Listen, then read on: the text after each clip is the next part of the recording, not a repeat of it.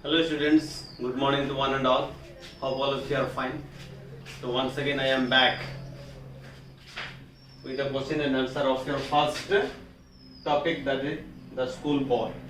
So today we have to discuss the question and answer from the textbook itself. So that day we had the first poem of your, or else the first chapter of your English book, that is the school boy. So I told you that day itself, so it was written by William Blake, the poet. Okay, and this poem also consists of 6 stanzas, and each line consists of 5 lines. So that day we had a poem for the first class of your English. So today I have a question and answer for you all. Hope you have understood well, and if I write also, you can answer it, I think. So first one is it have A, B.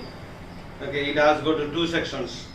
Okay, from the text itself it has got 2 sections, and the first section has a 4 question, and the second section also has got more than 4 questions. So let us read the first question. So if we complete the discussion of this question and answer today, if we get the time, then we can go for the next chapter of your English textbook. Okay, that is not a poem but it is a prose. Okay, so first we shall finish all the question and answers. So first one is, first question I am going to read. Why does the schoolboy love to rise on a summer morning? Okay, the first question is from the schoolboy. Why does the schoolboy love to rise on a summer morning? Okay, that is the first question of this poem, the schoolboy.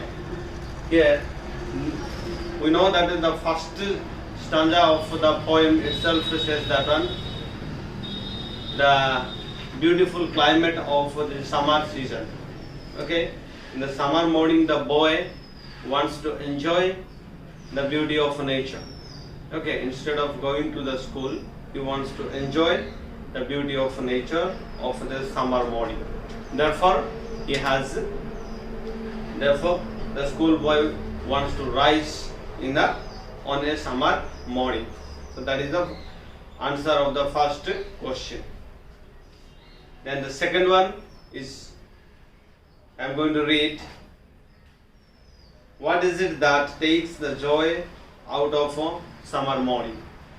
And the next question is, what it is that takes away the joy out of a summer morning? So in the first stanza itself, the boy gets up, okay, hoping that he wants to enjoy the beauty of the summer morning. But in the next stanza we saw that it is just contrasting the first stanza. Okay, that is why the second question also is from the second stanza, that is, what it is that takes the joy out of a summer morning. So you know that the poet tells here that the boy doesn't want to go to the school and study. Okay, he wants to enjoy the beauty of nature or the beauty of the summer morning. So going to the school drives away the joy out of summer morning. So this is the answer for the second question. So you can write this second question's answer is, okay, the going to the class or else going to the school drives away the joy out of a summer morning. That's the second one. The third one is, what plea does the schoolboy make to his parents? Okay, so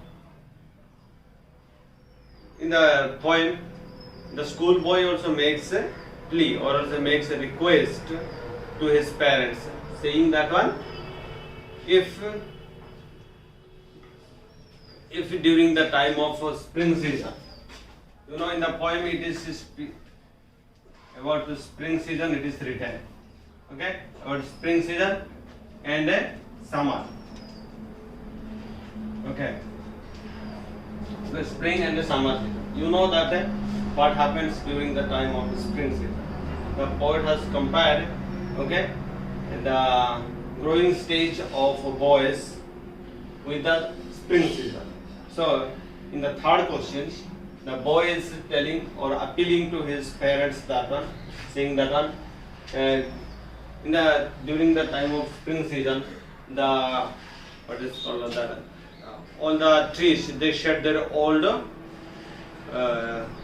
leaves, and we find that the new leaves comes out. Then the new leaves are very tender and very soft in nature. So during that time, if that kind of during that stage, that what is this tender age stage, okay, during the age of that tender or else that growing stage time, if you block the growth of that any plant, then it will not yield any fruit in the coming summer.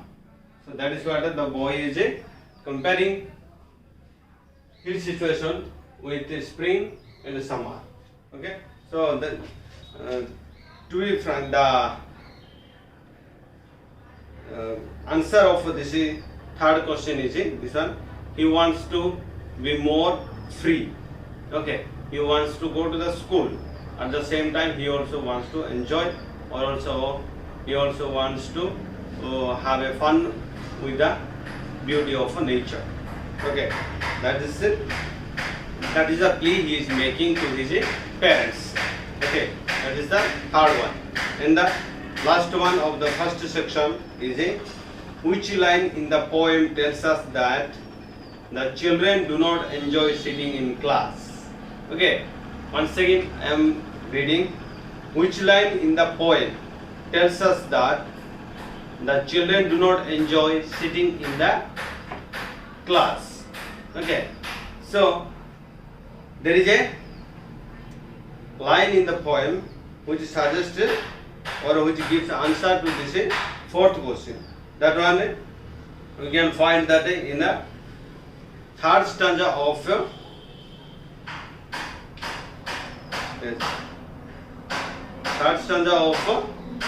this one, second and third stanza of the line. We can find that the boy is not comfortable with in the classroom.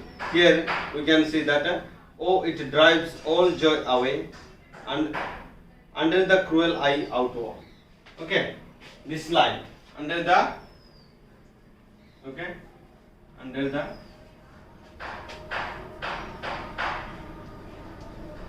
cruel eye.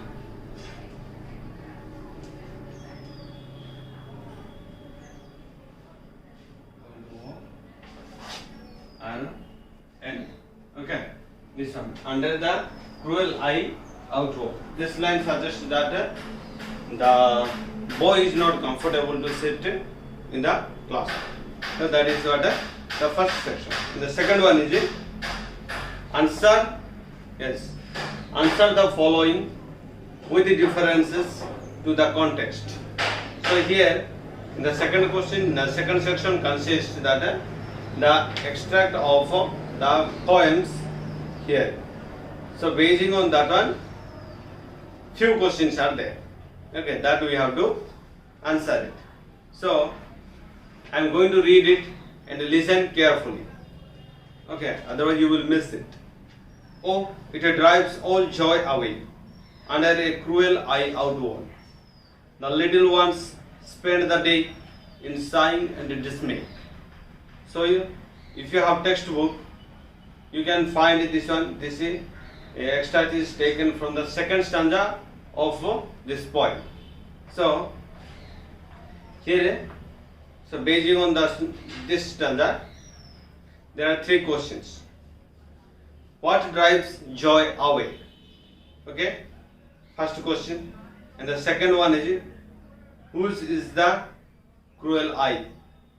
So who is the cruel eye? And the last one is why do the little ones sigh?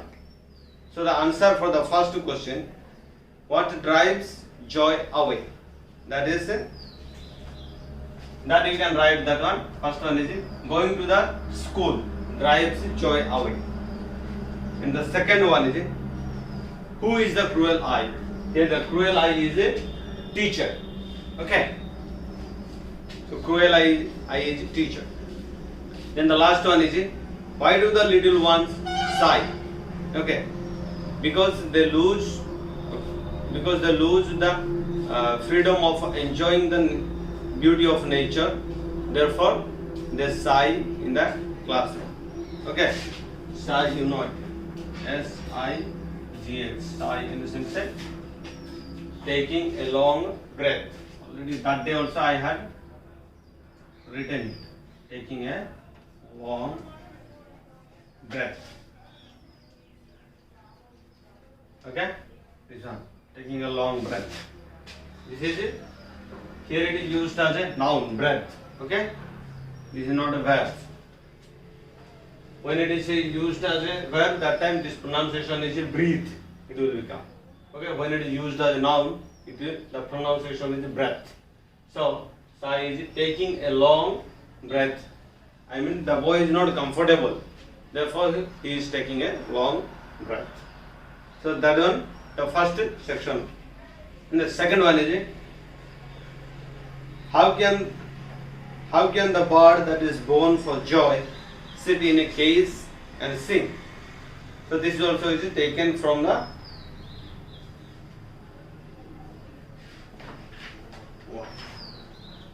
this one. Okay, this lines are also taken from the fourth stanza of your poem. That is, how can the bird that is born for joy sit in a cage and sing? Where? So basing on this one, okay, the poet 9, 3 questions are there. So when I read this one thing comes to your mind because I had explained that day.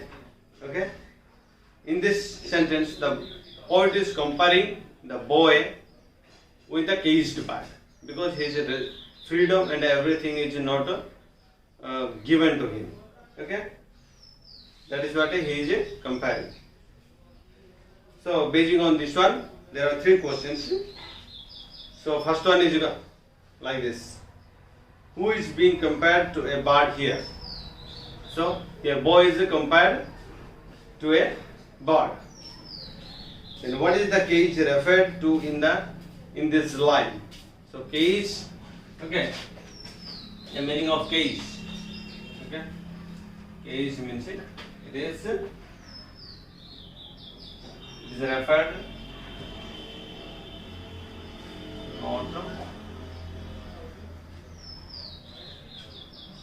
not giving freedom.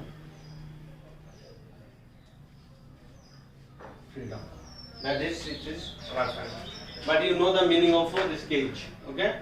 But here in this poem, the meaning is used differently. Cage, you know, it is meaning of it in Hindi, that is pinjara. Okay. Pinjara. But here it is used different. So, second question is that. The third one is, what according to the speaker happens when the bird is made to sit in the cage? So here the writer is comparing that when bird is kept in the cage, that time he cannot fly. The bird cannot fly as it wants. Okay, or it cannot make its nest. Okay, as it lies, and it cannot find out its food what it wants. So that happens when the bird is made to sit in a cage. Okay. Then another section, that is about the little grammar. Answer the question. Is a literary device used to establish a relationship between two unrelated objects that are compared for their common qualities, unlike a similar or metaphor or an analogy is a strong rhetorical device used to make rational argument and support ideas by showing connections and comparisons between dissimilar things. Okay, so about analogy, here it is spoken. So I am going to wrap it off.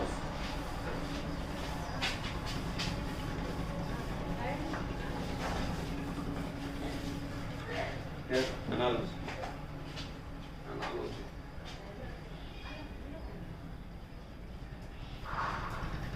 Okay. Here, about analogy, here it is written. The meaning of this analogy is used, okay, to compare between two different things, okay, for the better understanding or also better explanation. That is the meaning of this analogy. For example, when I say life is a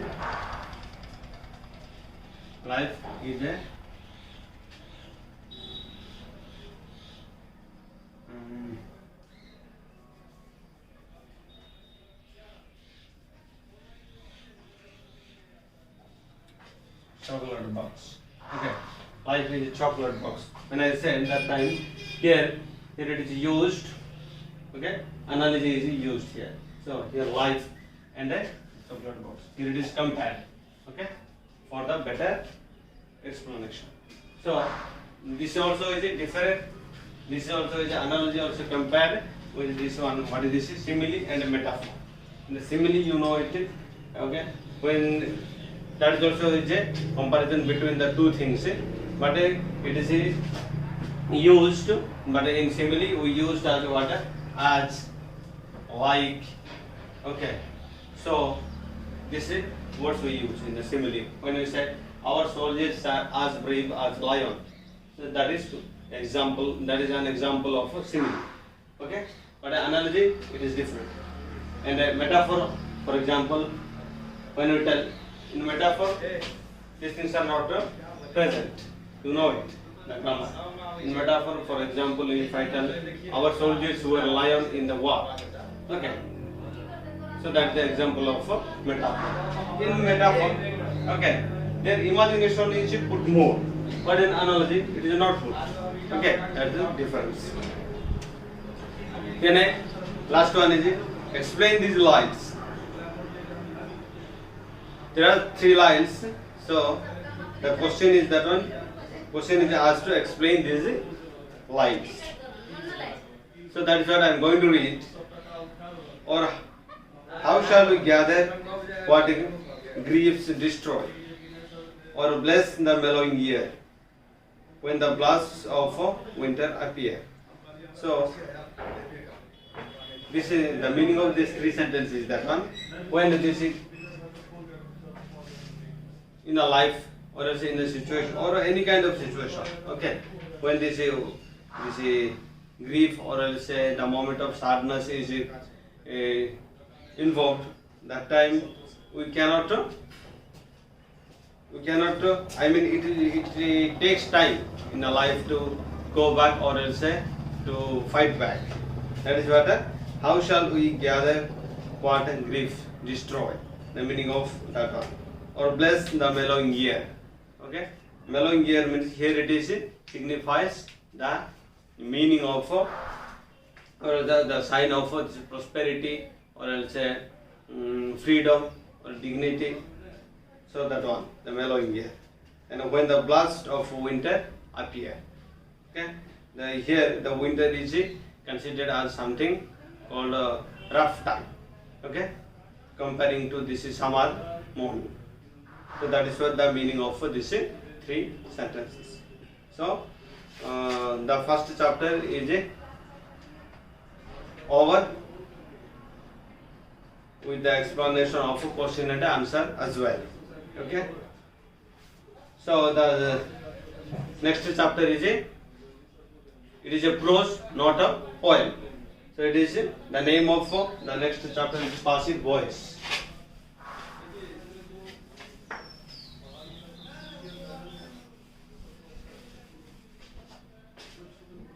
The passive voice.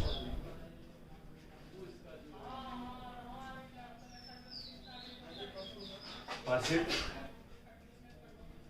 voice. Okay. This one is the next chapter. That is a passive voice. Here, the writer name is Paul Sengupta. Okay, she was born in 1948, and she himself narrates her experience during the time of a childhood. So today we cannot have it this one due to the lack of time. So when we get the next class, we can begin this your next second chapter, that is the passive voice. Okay, so I hope you understood the this our first chapter, and also this is the question and answer what I discussed today also. Hope you can take jot down and study for your exam. So thank you so much for watching. So have a nice day. Bye.